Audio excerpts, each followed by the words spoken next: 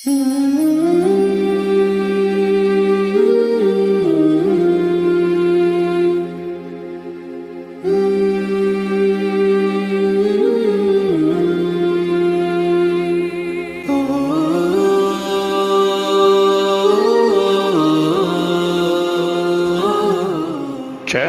حسین ستارے راہ علم و عمل۔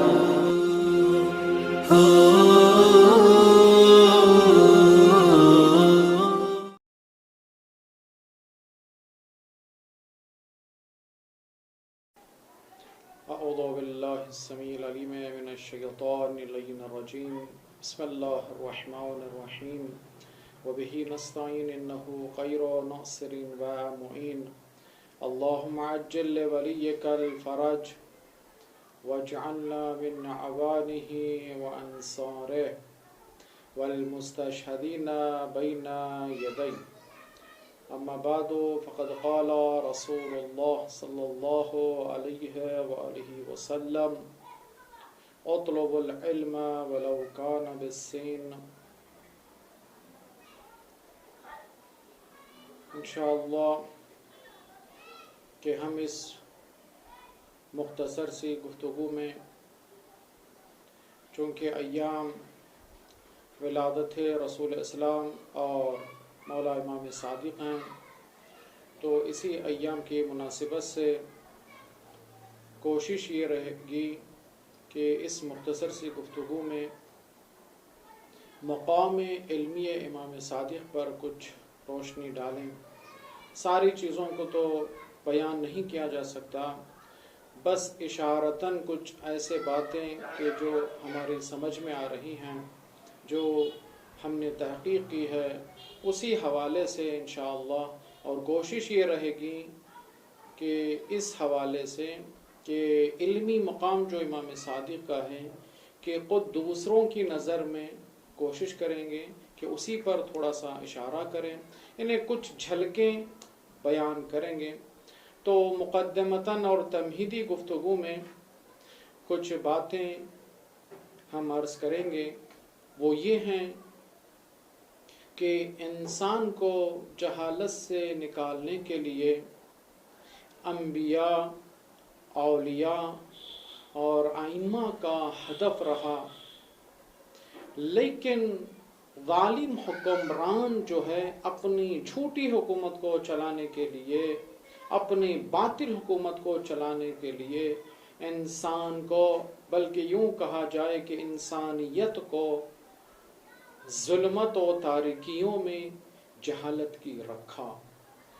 تو ائمہ اور انبیاء علیہم السلام کا ٹارگٹ اور ہدف یہی ہے کہ انسان کو جہالت سے نکال لیا جائے۔ آپ مولا کائنات کی زندگی کو دیکھیں، تاریخ نے فقط دو ہی ائمہ کے حوالے سے اس جملے کو نقل کیا ہے کہ سلونی سلونی قبل ان تفقدونی۔ ایک مولا کائنات امیر المؤمنین علیہ السلام کی ذات، دوسری ذات مولا امام صادق علیہ السلام کی ذات ہے، کہ جو منبر سے، منبر رسول سے یہ دو ہستیاں نے اس جملے کو کہا۔ لیکن دیکھیے زمانے کے فرق کو تھوڑا محسوس کریں گے آگے چل کے گفتگو میں۔ جب مولا کائنات منبر پر ہیں، جب یہ کہا کہ جو کچھ پوچھنا ہے پوچھ لو تاکہ کہ میں آپ کے درمیان ہوں، تو لوگوں نے ایسے سوالات کیے۔ دیکھیے مولا کائنات کی مظلومیت مولا کائنات پر اگر دیکھا جائے، یہ کہ لوگ سوال کر رہے ہیں مولا کائنات سے سر کے بال کتنے ہیں فلاں، جو واقعاً ایسے سوالات کہ جو سمجھ میں آتا ہے کہ نااہل لوگ، نہیں معلوم جہالت کے ڈھیس میں پھنسے ہوئے لوگ سوال کر رہے ہیں۔ ہدف رہا امام کا، لیکن یہ ہدف دل میں امام کے رہ گیا۔ خود مولا حسن کی ذات کو دیکھیں، یہ ہدف دل میں رہ گیا۔ پھر اس کے بعد مولا امام حسین کی ذات کو دیکھیں، یہ علمی ہدف دل ہی میں، جو علم میں لدنی لے کر آئے تھے، علم رہ گیا۔ کربلا کے بعد مولا امام سجاد نے دنیا کو دیکھا جہالت سے نکالنا ہماری ذمہ داری ہے. موقع کو تھوڑا سا سمجھا اس دور میں، تھوڑا سا شاید یہ اشتباہ ہو جائے کہ امام نے غنیمت سمجھا موقع کو. امام سجاد نے صحیفہ سجادیہ اور رسالہ حقوق کے حوالے سے دیکھیں آپ، دو چیزیں جو دنیا میں ضرورت تھیں اس کو اشارہ کیا، بتایا. امام نے دباؤں کی شکل میں علم کی دریا بہا دی. جہاں پر حقوق مارے جا رہے تھے وہاں پر امام نے 51 حقوق بیان کیے ہیں. انشاءاللہ اس پر آپ دیکھیے، جائیں رسالہ حقوق، ایک مفصل تفصیلی گفتگو ہے کہ باپ کے کیا حقوق ہیں، بیٹوں کے کیا، بچوں کے کیا حقوق ہیں، مؤذن کے حقوق کیا ہیں، بہت سارے شاگرد، استاد، پڑوسی، رشتہ دار، سارے حقوق کو امام نے بیان کیا ہے. یہ مقدمہ بنایا انسانی یونیورسٹی کا مولا امام سجاد نے.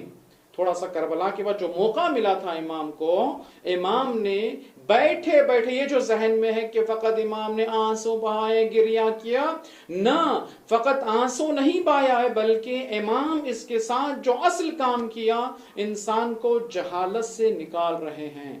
اس لیے کہ جہاں جس قوم میں جہالت پائی جائے وہ قوم امام کو قتل کرنے پہ اتر آتی ہے.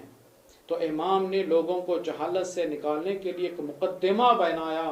پھر اس کے بعد جب موقع ملا امام باقر کو، پھر اس کے بعد یہ جو بہترین موقع اگر تاریخ میں دیکھا جائے مولا امام صادق کو میسر ہوا کہ جو لوگوں کو جہالت سے نکالنے کے لیے امام نے انسانی یونیورسٹی کو بنایا. کیسے امام کو موقع ملا، اس پر تھوڑا سا گفتگو کریں. تاریخ کہتی ہے کہ امام کے زمانے میں جہاں پر بنی امیہ اور بنی عباس دو خاندان حکومت کے حوالے سے تخت اور تاج کے لیے دو خاندان جھگڑا کر رہے تھے.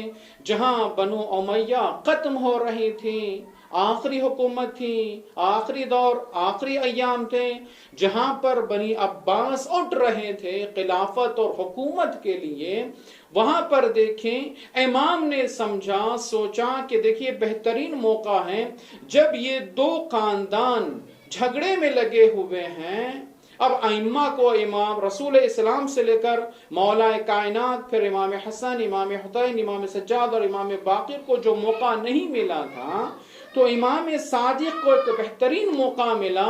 تو امام جب دیکھا کہ یہ دو خاندان آپس میں جھگڑا کر رہے ہیں تو امام علیہ السلام نے وقت کو غنیمت سمجھا.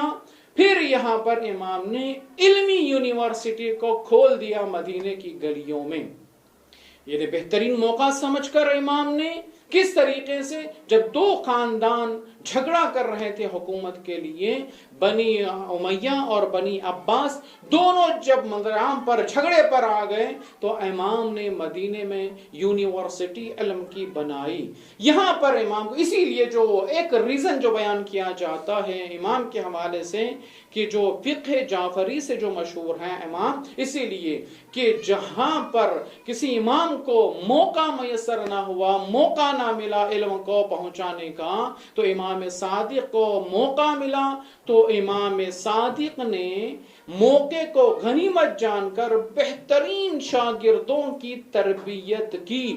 غنیمت جو وقت کو غنیمت سمجھ کر جو فائدہ اٹھایا، اسی لیے آج فقہ جعفری سے مشہور ہے، فقہ علوی نہیں ہے، فقہ حسنی نہیں ہے، مشہور ہو گئے امام صادق. کیوں؟ جب موقع کو، وقت کو غنیمت سمجھ کر امام علیہ السلام جو ہے ایک بہترین کام کیا انسانیت کے حوالے. تو یہ مقدمہ تھا مقام علم امام صادق کے حوالے سے. آئیے چلتے ہیں، ساری چیزوں کو ہم چھوڑتے ہیں چونکہ ایک مختصر سے پروگرام میں ساری چیزیں تو ہم بیان نہیں کر سکتے ہیں، لیکن اس مقدمے کو یاد رکھیے. پھر انشاءاللہ کبھی موقع ملا مفصل اگر اس پر بحث کرنی ہو تو میں سمجھتا ہوں ایک اشرے سے زیادہ فقط اسی علمی امام صادق پر گفتگو ہو سکتی ہے. کم ترین ایک اشرہ، یعنی 10 مجالس یا 10 پروگرام. اس پروگرام میں انشاءاللہ بہت ہی مختصر حوالے سے ہم بیان کریں گے۔ تو جب غنیمت سمجھا امام نے وقت کو تو یونیورسٹی چلائی اس دور میں۔ تو امام کے جو زمانے میں نشاط علمی کے اسباب کیسے موقع ملا، تو امام نے کیا کیا، تو میں یہ دوسرا مقدمہ بیان کر رہا ہوں، وہ یہ ہے کہ دیکھیے اس دور میں، امام صادق کے دور میں لوگوں میں عقائد پر بحث ہو رہی تھی۔ دیکھیے اس پر توجہ کیجئے، جس طریقے سے آیت اللہ مطہری ارشاد فرماتے ہیں، شہید مطہری، وہ کہتے ہیں کہ امام حسین علیہ السلام کے زمانے میں شمشیر جو کام کر رہی تھی، امام صادق کے زمانے میں کتاب اور قلم وہی کام کیا ہے۔ تو اس پر ہمیں توجہ کرنا ہے۔ تو امام نے جو موقع کو غنیمت سمجھ کر جو کام کیا ہے، یعنی کیا ہے، طریقہ جو امام کا تھا، جو پہنچایا امام نے، یہ زمانے کے تقاضے کو مد نظر رکھتے ہوئے امام نے علمی صلاحیتوں کو لوگوں میں کھول دیا، یعنی علم لدنی جو اپنے سینے پر تھا لوگوں میں عام کیا۔ کیسے موقع ملا کہ لوگوں میں عقائد پر بحث ہو رہی تھی، جہاں پر جوک در جوک لوگ مدینہ آ رہے تھے، تو امام نے غنیمت سمجھا اس صورتحال کو، یعنی کیا ہے، عقائد پر بحث ہو رہی تھی جہاں پر لوگ دوسرے مقامات سے تشریف لا رہے تھے۔ دوسرا یعنی 70% اگر سمجھا جائے دور جو امام صادق کا تھا وہ مذہبی دور بن گیا تھا، اس دور میں امام نے موقع کو فائدہ سمجھا۔ پھر اس کے بعد مختلف نژاد، مختلف گروہ کے لوگ اسلام میں داخل ہو رہے تھے، اس زمانے میں لوگ جو ہے آ رہے تھے۔ آپ یہ سمجھیے کہ مثلا فقط وہاں پر مدینے کے لوگ نہیں تھے جو امام کے پاس آئے ہوئے تھے، بلکہ اکثر دنیا کے لوگ اس زمانے میں امام کے پاس جمع ہوئے تھے، یعنی موقع امام کو جو ملا اس طریقے سے ملا۔ پھر وطن پرستی اس ٹائم ختم ہو گئی تھی، یعنی مدینے والے یہ نہ کہیں ہم یہاں والے ہیں، مکے والے کہیں کہ ہم فلاں، یہ لوگ کہیں کہ نہ بھئی آپ لوگ کیوں، تعصبی جو وطن پرستی اس زمانے میں ختم ہو چکی تھی۔ پھر قومی جھگڑے ختم ہو چکے تھے، اس فکری اور عقیدتی آزادی لوگوں میں تھی، جو چاہے لوگ سوال کر سکتے ہیں، مذہبی، عقیدتی، فکری آزاد کر دیا تھا امام نے۔ ان ساری چیزوں کو امام نے غنیمت سمجھا۔ اب سمجھا جو تقاضا تھا وقت کا، جس طریقے سے ہم نے کہا شہید مطہری جو فرمایا ہے کہ اس جملے کو یاد رکھیں، امام نے وقت کو جو ہے اس تقاضے کو، یہ حالات کو مد نظر رکھتے ہوئے امام نے جو ہے اپنی علمی جو علم لدنی تھا اس کو امام نے لوگوں میں عام کیا۔ دوسرا جو موقع امام کو اس وقت ملا، فرصت سے فائدہ اٹھایا امام نے۔ آپ سمجھے جو ہم نے اشارہ کیا مقدمے میں، بنی امیہ اور بنی عباس میں جو جھگڑا تھا، فرصت سے فائدہ اٹھایا۔ پھر شاگردوں کی اصل تربیت جو امام نے کی ہے، ہم نے اور آپ نے بھی یہی سنا ہے کہ تقریباً 4000 شاگرد امام کے تھے۔ آج دنیا میں کوئی یونیورسٹی کھولیں گے تو 1000 2000 3000 5000 شاگرد ہو جاتے ہیں، طلاب ہو جاتے ہیں، تو فخر محسوس کرتے ہیں کہ ہماری کالج میں، ہماری یونیورسٹی میں، ہمارے جو مکتب میں اتنے لوگ درس حاصل کر رہے ہیں، علم کو حاصل کر رہے ہیں۔ 1400 سال پہلے، 1300 سال پہلے آپ تاریخ پلٹ کر دیکھیں گے، تھوڑا تاریخ کے اوراق کو اٹھا کر دیکھیں، امام صادق نے جو مدینے میں کام کیا، جو تاریخ نے ثبت کیا ہے، تقریباً رجال میں جو نام لکھیں 3000 سے زائد، جو مشہور 4000 شاگرد امام کے رہے۔ تو میں نے ایک استاد سے ایک جملہ سنا، میں نقل کر رہا ہوں، کسی کتاب میں نے تحقیق کیا لیکن مجھے نہ ملا، لیکن ہمارے استاد کہتے ہیں کہ امام کے جو مخصوص شاگرد تھے وہ 4000، لیکن اس زمانے میں امام کے 18000 سے زائد شاگرد، یعنی ڈائریکٹ اور انڈائریکٹ جو امام کے شاگرد رہے ہیں 18,000 اس زمانے میں امام کے شاگرد. اگر اس کو ہٹا دیا جائے 4,000 شاگرد کا مطلب آج کی بڑی بڑی یونیورسٹیوں میں 4,000 شاگرد نہیں ہوتے ہیں. اس زمانے میں امام نے کام کر دیا شاگردوں کی تربیت. پھر اس میں خاص شاگردوں کی تربیت امام نے کی، جیسے ہشام اور زرارہ اور جو ہیں بہت سارے شاگرد ہیں. انشاءاللہ میں موقع ملا آخر میں کچھ اشارہ کروں گا کہ دیکھیے کس نے کیسے کام کیا ہے. تو امام نے یہ جو خصوصی شاگردوں کی تربیت کی، پھر اس کے بعد آزاد فکر کو فروغ دے دیا. امام نے کہا آزاد فکر رکھیے، آرام سے جو کچھ پوچھنا ہے پوچھئے. پھر اس کے بعد جو ہے اپنے شاگرد، دیکھیں امام کا کام اس دور میں کیا رہا کہ امام اپنے شاگردوں کو جو علوم دینی کا جو جذبہ لوگوں میں تھا، شاگردوں میں تھا، امام نے کہا چونکہ رسول کے بعد جب خلافت کو غصب کر لیا گیا اس وقت سے امام باقر اور امام صادق تک منع حدیث، یعنی رسول کی حدیث کو نقل نہیں کر سکتے. کیوں؟ کہا خلافت کو ایک طرف غصب کر لیا گیا، احادیث کو روک دیا گیا، اس لیے کہ لوگوں کو جہالت میں رکھا جائے. تو امام نے یہاں پر اپنے چاہنے والے اپنے شاگردوں کو علوم دینی کے حوالے سے کہا لکھو. فقط امام نے بیٹھ کر منبر پر درس نہیں دیا ہے، امام نے کہا مکتوب یعنی لکھا کریں. یہاں تک کہ بیان کیا 800 سے زائد کتابیں اس دور میں لکھی گئیں. اتنا ہی نہیں، شاگرد لکھا کرتے تھے. جو میں نے دیکھا معتبر ترین تاریخ نے نقل کیا 400 سے زائد کتابیں. 800 تو بہت ساروں نے نقل کیا ہے، لیکن معتبر ترین تاریخوں میں لکھا ہے کہ 400 سے زائد امام صادق کے زمانے میں کتابیں لکھی گئی. تو فقط امام جو کہا ہے شاگردوں نے لکھا، اتنا ہی کام نہ. پھر امام نے چونکہ منع حدیث کر چکے تھے اس زمانے میں، امام نے اس در کو کھولا، اس دروازے کو کھولا جو منع حدیث تھا، جو رسول اسلام سے لے کر امام باقر تک جو احادیث کا سلسلہ رک چکا تھا. ہمارے یہاں تو رکا نہیں تھا لیکن دنیا والوں کے لیے رک چکا تھا. تو امام صادق نے اس در کو کھولا. پھر کہا امام نے شاگردوں سے کتاب مکتوب یعنی لکھا کریں. لکھنے کے بعد امام لے کر سمجھیں اہمیت اور احادیث کی عظمت اور معتبر تاریخ میں جو لکھا ہے کہ معتبر کیسے ہم سمجھیں. یہاں پر امام کہنے کے بعد اپنے درس میں امام نے خود ان کتابوں کی تصحیح کی. کہیں ایسا نہ ہو کہ کوئی ہو سکتا ہے کہ تھوڑا مال و دولت و تخت و تاج کی لالچ میں آ کر روایات کو تھوڑا ادھر ادھر کر دے. دیکھیے امام کس طریقے سے یونیورسٹی میں کام کر رہے ہیں کہ کہنے کے بعد درس کے بعد امام نے احادیث کو خود ان کتابوں کو جو لکھا گیا امام نے خود تصحیح کی. تو یہ معتبر معنی اسی لیے فقہ جعفری جو امام کو کہتے ہیں جو مشہور ہے اس حوالے سے کہ امام نے کام کیا ہے. پھر اس کے بعد جو یہ میراث علمی کو امام نے اس طرح ہم تک پہنچایا ہے.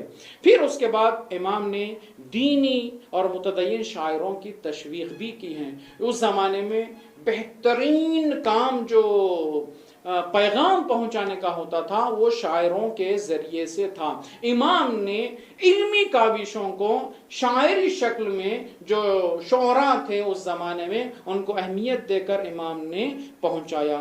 پھر میں ان ساری چیزوں کو جو ہے چھوڑ کر میں آتا ہوں کچھ ایسی چیزیں جو ہے جو ہم نے تحقیق کی ہے. میں ایک ایک کر کے جو دوسرے علماء ہیں ہمارے مذہب کے نہیں بلکہ دوسرے مذاہب کے لوگوں نے امام کے علمی مقام کو جو بیان کیا ہے اس پر میں اشارہ کرتا ہوں. دیکھیے ایک ایک کر کے کہتے ہیں جاحظ ایک مشہور اہل سنت کے عالم دین جو 3 صدی کے ہیں، یہ نقل کرتے ہیں، کہتے ہیں کہ جعفر بن محمد الذی ملأ الدنیا علمہ وفقہ، یعنی کیا ہے؟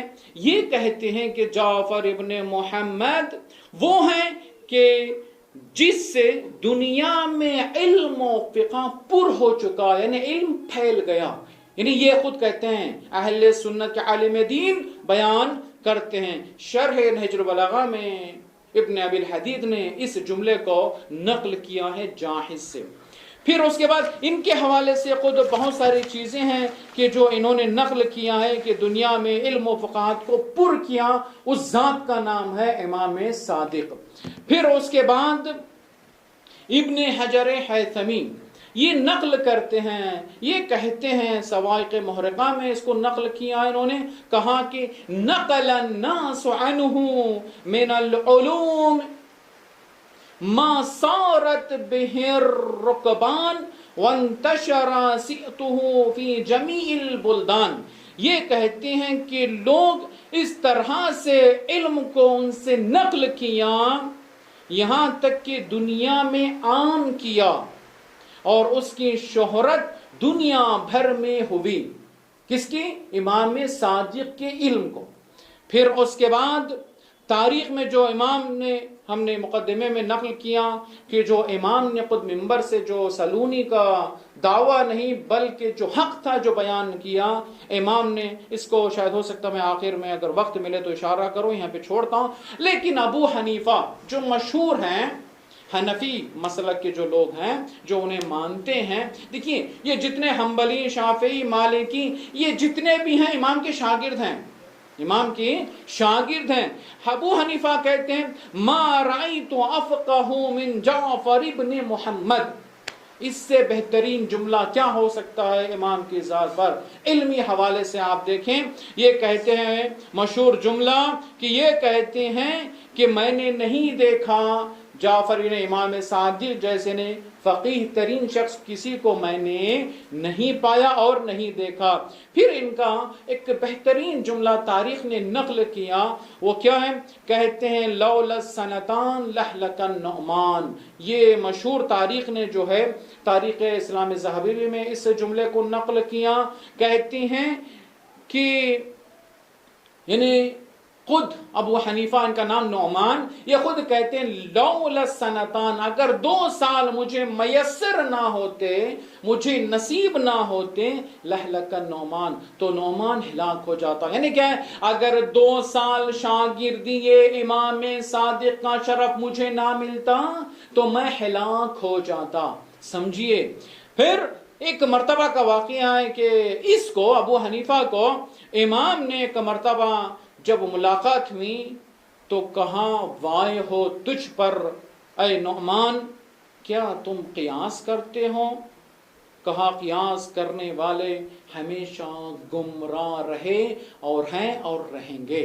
تو امام نے کھل کر انہیں بیان کر دیا.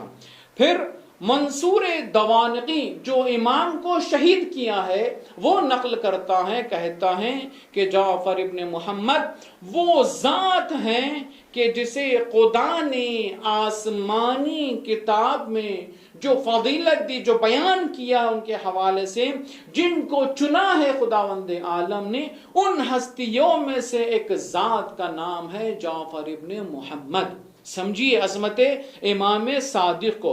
اور پھر کہا امور خیر میں سبقت لینے والوں میں امام صادق. یہ کون؟ دشمن ہے امام کا. اور پھر یہ کہتا ہے جو میراث سے علمی ہے امام نے صادق نے لوگوں تک پہنچایا. یہ منصور دوانیقی جو ہے نقل کرتا ہے. پھر جو ہے بہت ساری چیزیں یہاں پر ہیں.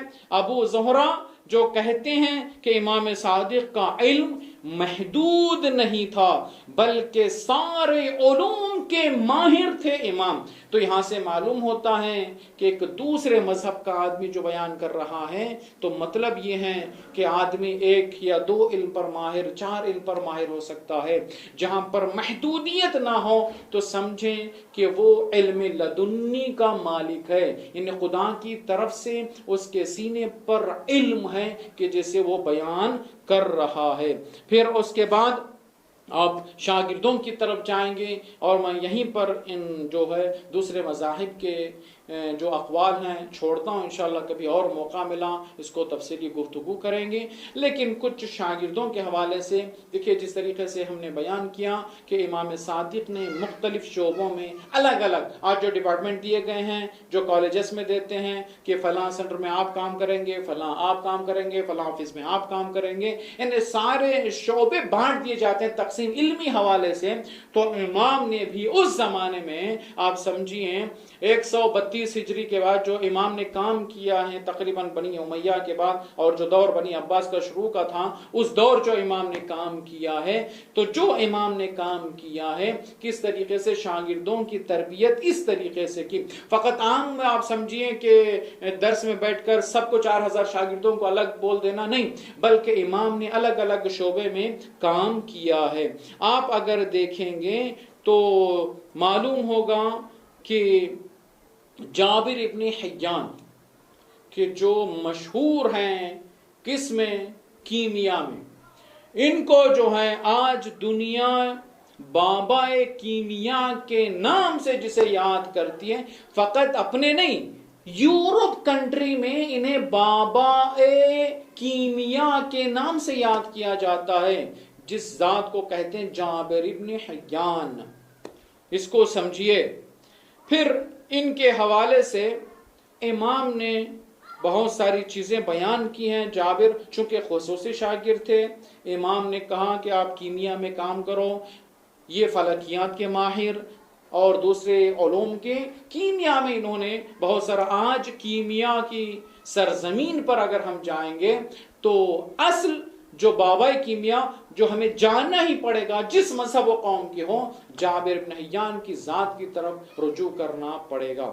دوسرے ہشام بن حکم، یہ جو ہیں ان کے حوالے سے ملتا ہے علم کلام کے ماہر، علم کلام کے ماہر۔ امام صادق خود فرماتے ہیں، کہتے ہیں کہ ہشام ہمارے حق کا سراغ رساں، پھر ہماری صداقت کا پاسدار، ہمارے اعداء کی باطل قوتوں کا دفع کرنے والا۔ یعنی کیا ہے؟ جب امام ایسے جملات استعمال کریں، کسی ذات پر توجہ کرنا ہمارا فرض اور ذمہ داری ہے کہ ہشام بن حکم پر امام اس طریقے سے بیان کیا ہے۔ ان کلام کی دنیا میں اگر ہم نظر کریں گے تو ہشام بن حکم یہ فقیہ بھی تھے اور دوسرے فیلڈ میں کام کیا ہے، لیکن علم کلام میں بہت زیادہ انہوں نے کام کیا۔ پھر جو ہیں زرارہ فقیہ، یہ قاری بھی تھے اور فقیہ اس زمانے میں۔ امام نے انہیں کہا کہ تم بیٹھ کر فتوا دو۔ یہیں سے معلوم ہوتا ہے کہ اس زمانے میں ہی امام نے اپنے نائب بنا دیے تھے فقاہت کے دروازے کو اسی زمانے۔ آج یہیں سے ہمیں معلوم ہوتا ہے کہ جو آج لوگ اشکال کرتے ہیں فقاہت کیا ہے، فقیہ کیا ہے، یعنی خود امام حاضر ہیں، موجود ہیں، امام کہہ رہے ہیں زرارہ جاؤ تم فتوا دو۔ اس کا مطلب کیا ہے؟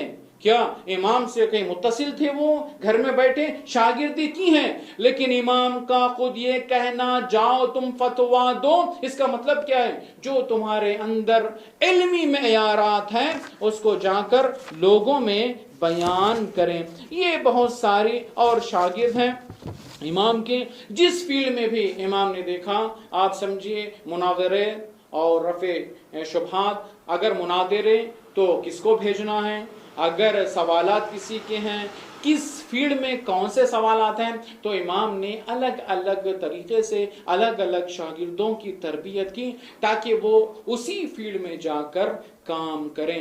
تو آخر میں ہم یہ سمجھیں، میں ایک جملہ میں یہاں سے جو ہے اس کو پڑھ کے جو آیت اللہ شیخ مطہری نے نقل کیا، میر علی ہندی کہ جو اہل سنت کے بزرگان میں سے ہیں، ان سے نقل کرتے ہیں۔ وہ کہتے ہیں کہ امام صادق انسان کے فکر کو کھولا، جو عقلی پابندیاں تھیں، جو عقل محدود ہو چکے تھے، جو عقل کی پابندیاں تھیں، اسے آزاد کروایا۔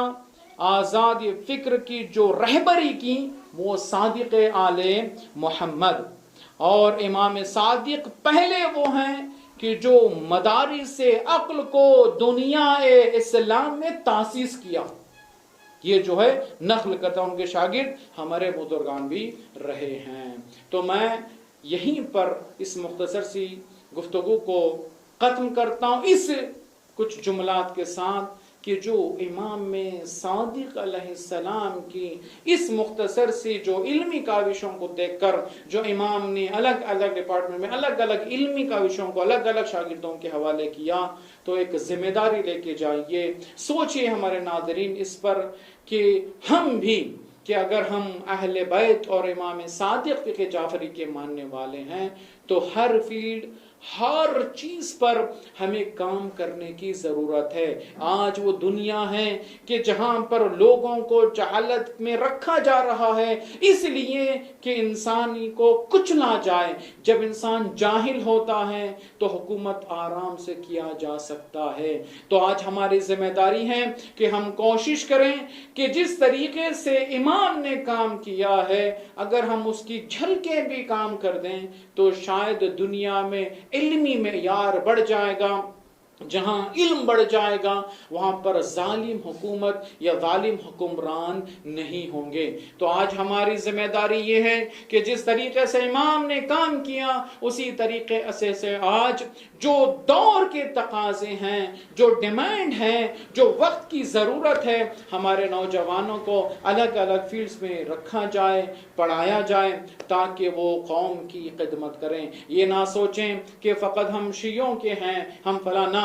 جب امام صادق اتنے مذاہب کی تربیت کی ہے الگ الگ آپ دیکھیے بہت ساری بحث ہیں کہ فرقہ واریت زیادہ تھی لیکن امام نے کس طریقے سے اس زمانے میں فکر کو کھولا علمی فکر کو کھولا. تو آج بھی ہماری ذمہ داری ہے کہ ہم کم ہیں لیکن یہ سوچیں کہ ہم الگ الگ فیلڈ میں اپنے نوجوانوں کو نکالیں جو آج کے ڈیمانڈ ہیں جو آج کے تقاضے ہیں. تو انشاءاللہ اس چیز کو دقت اور توجہ کریں گے ہر فیلڈ میں کام کر کے بتائیں کہ ہم فقہ جعفری سے منسلک ہیں ہم فقہ جعفری کے ماننے والے ہیں ہم اہل بیت کے ماننے والے ہیں. تو انشاءاللہ آخر میں دعا کرتے ہیں کہ پروردگار عالم ہمیں علم کے ساتھ ساتھ عمل کرنے کی توفیق عطا فرمائیں. وآخر دعوانا الحمد للہ رب العالمین.